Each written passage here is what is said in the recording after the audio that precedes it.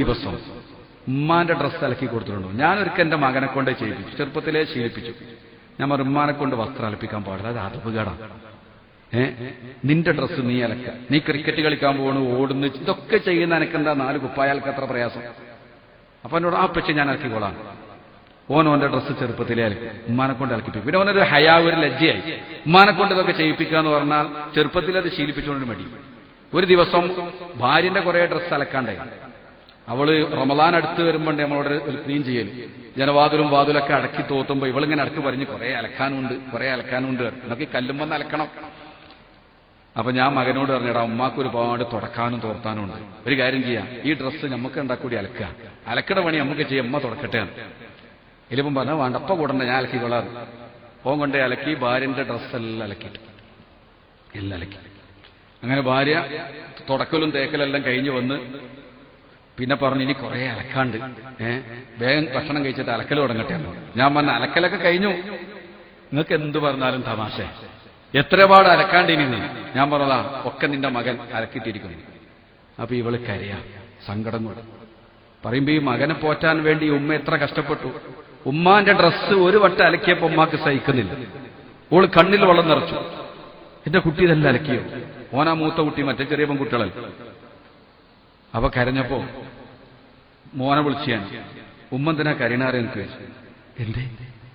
ഞാൻ പറഞ്ഞു, ഒരു വട്ടം നീ ഉമ്മാന്റെ ഡ്രസ്സ് അലക്കിയപ്പോ ഉമ്മാക്ക് സങ്കടം, എന്റെ കുട്ടീന്റെ ഡ്രസ്സ് അലക്കിയല്ലോ, അതിന് ഉമ്മ കണ്ണീരൊഴിക്കണം. എടാ, ഈ സ്നേഹത്തിന് പകരം കൊടുക്കാൻ എന്താ ഉള്ളത്? ഈ സ്നേഹത്തിന് പകരം കൊടുക്കാൻ നിങ്ങളെ കയ്യിൽ എന്തുണ്ട്? ഒരുപാട് കാലം നിന്റെ ഡ്രസ്സ് അലക്കി നിന്നെ പോറ്റി നിനക്ക് വേണ്ടി ഒരുപാട് കഷ്ടപ്പെട്ട ഉമ്മ, ഒരു പ്രാവശ്യം നീ ഉമ്മാന്റെ ഡ്രസ്സൊന്ന് അലക്കിയപ്പോ ഉമ്മാന്റെ മനസ്സ് കണ്ടു. ഈ ഉമ്മാന്റെ മനസ്സ് ഒരു കാലത്തും വേദനിപ്പിക്കരുത്. ഇപ്പൊ ഉമ്മാന്റെ കണ്ണീര് നീ ഒരു വട്ടം ഡ്രസ്സ് അലക്കിയത് കൊണ്ട് അവരിത് പ്രചോദനം. പിന്നെ അലക്കാൻ പോകുമ്പോ ഏതെങ്കിലുമൊക്കെ ഉമ്മാന്റെ ഉണ്ടെങ്കിലും അവനങ്ങ് അലക്കിയെടുക്കുക, അതൊരു ഖിദ്മത്തായി. സത്യത്തിൽ ഉമ്മാന്റെ കാലിന്റെ ചൂട്ടിൽ ആ സ്വർഗം എന്ന് പറഞ്ഞാല് അത്രയും വലിയ ദർജയിലാണ് ഉമ്മാനെ ഇരുത്തേണ്ടത്, അല്ലേ? അല്ലാതെ ഉമ്മ നമ്മളെ ഡ്രസ്സ് അലക്കേണ്ട ആളല്ല. ഹബീബ് പറഞ്ഞു, അവസാന കാലഘട്ടം വരുമ്പോ അടിമയോട് പെരുമാറുന്നത് പോലെ പെരുമാറും. അന്തരിതൽ അമത്തു റബ്ബതഹ, അടിമ സ്ത്രീ യജമാനത്തിയെ പ്രസവിക്കും. ആൺകുട്ടികളാവട്ടെ സ്ഥിതി ഇങ്ങനെ. എന്നാ പെൺകുട്ടികളാണെങ്കിലോ, ചിലർ പറയും പെൺകുട്ടികളായാലും ഒരു സഹായത്തിന് ആളുണ്ടാവും, +2 വരെ ഒരു പണിയെടുക്കും.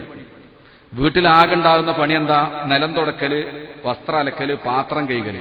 ഈ 3-4 പണി പെൺകുട്ടികളോട് പറഞ്ഞായിട്ട് തിരിഞ്ഞു നോക്കില്ല. മുറ്റടിച്ചു തരാൻ പറഞ്ഞാൽ പറയും, ഉമ്മ എനിക്കൊരുപാട് എഴുതാണ്ട് അറിയും, അപ്പൊ ഒരു എഴുത്തിട്ട് വരില്ല. പാത്രം കഴുകാൻ പറഞ്ഞാൽ പോലെ എനിക്ക് ഒരുപാട് എഴുതാണ്ട്, ഒരുപാട് വായിക്കാണ്ട്.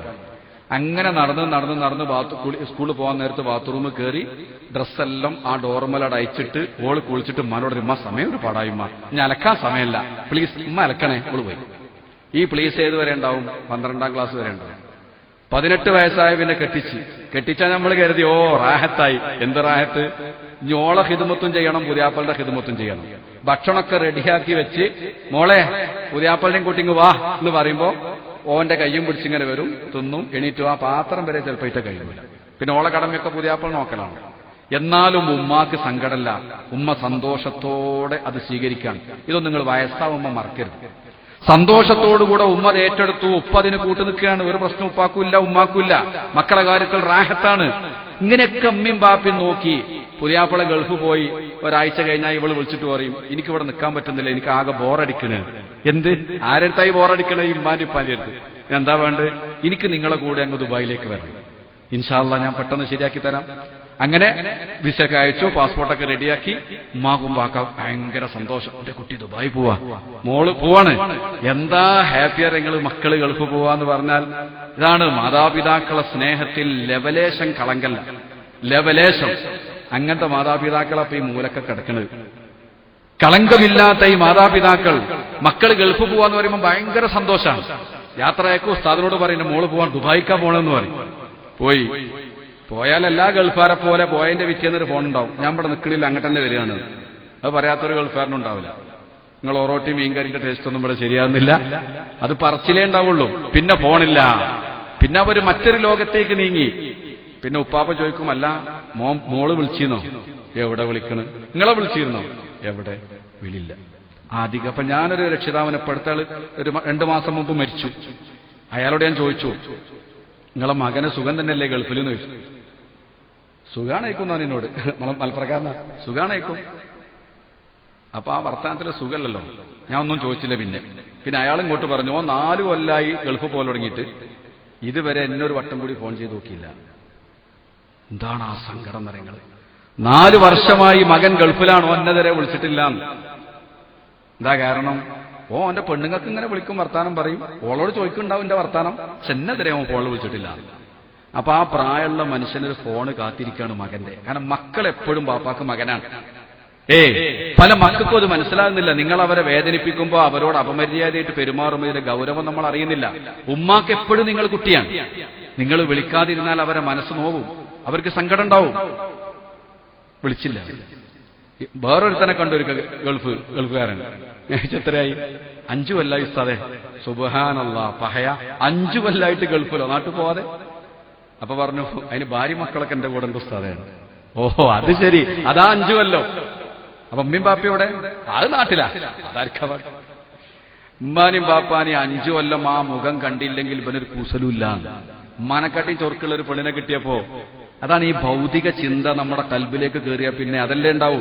ഉമ്മാനേക്കാൾ ചൊറുക്കുള്ള പെണ്ണുണ്ടായ പിന്നെ ഉമ്മാനെ കണ്ട ആവശ്യമില്ലല്ലോ. അപ്പൊ 5 കൊല്ലം അതിലപ്പുറം ഗൾഫ് നിൽക്കാൻ പ്രയാസമല്ല, ഭാര്യ മക്കളും കൂടെ ഉണ്ടെങ്കിൽ. മൻ ഫല്ലല സൗജതഹു അലാ ഉമ്മിഹി ഫഅലൈഹി ലഅനത്തുല്ലാഹ് ലാ യുഖ്ബലു മിൻഹു സർഫുൻ വലാ അദൽ ശഫീഉനാ റസൂലുള്ളാഹ്.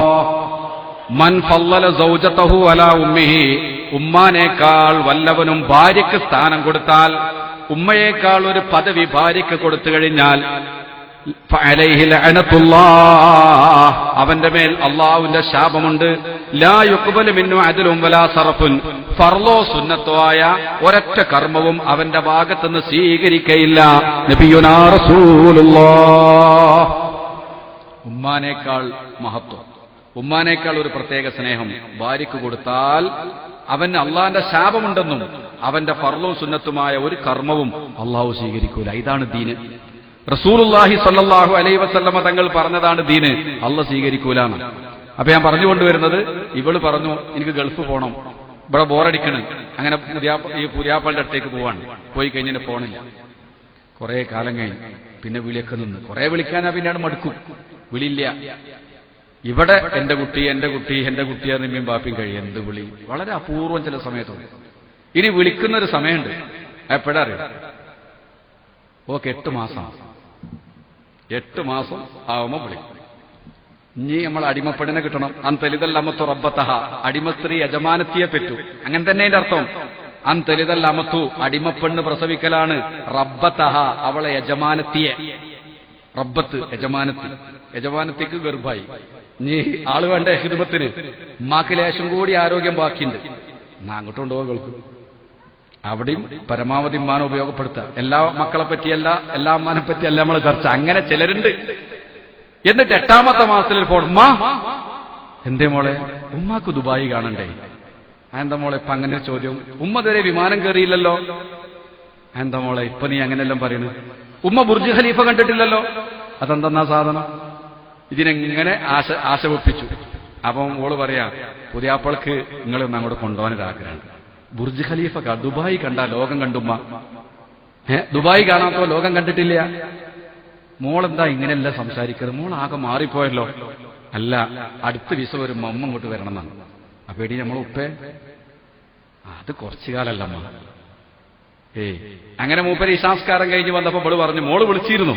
എന്നിട്ട് എന്നെ ദുബായിക്ക് കൊണ്ടുപോയിട്ട് അവർക്ക് ഭയങ്കര സങ്കടം. ഞാൻ ബുർജ് ഖലീഫ കണ്ടില്ല, വിമാനം കയറിയില്ല, ദുബായി കണ്ടില്ല, മോളും മോനും നിൽക്കാൻ വിടുന്നില്ല. നിങ്ങളെ വാശി പറഞ്ഞാല്. ഓഹോ. അപ്പൊ ഇയാൾ ചോദിച്ചു, നീ പോയാല് എനിക്കാരാളത് ഈ വയസ്സുകാലത്ത്? ഒരു കട്ടൻ ചായ കുടിച്ചാൽ റാഹത്താവണമെങ്കിൽ നിന്റെ കൈകൊണ്ട് കിട്ടണം. അങ്ങനെയല്ലേ ശീലായത്. പിന്നെ അയാളൊന്ന് ഒന്നുകൂടി ഒന്ന് ആലോചിച്ചിട്ട് പറഞ്ഞു, ഒരു കാര്യം ചെയ്യും, നിനക്കൊരു ചാൻസ് കിട്ടിയതല്ലേ, നീ പോണ് ഇൻഷാ അല്ലാഹ്. അങ്ങനെ സമ്മതം കൊടുത്തു. അതാ പോണം. ദുബായി വന്നിറങ്ങി. ഈ പെണ്ണും പുതിയാപ്പളിയും ഒന്ന് കൂട്ടിക്കൊണ്ടുപോ. ഇതാട്ടോ ദുബായി, ഞാൻ കാണിച്ചു. എങ്ങോട്ടാ കൊണ്ടോളൂ? നേരെ ഫ്ളാറ്റിലേക്ക് കയറി. ഞാൻ എന്താ പണി?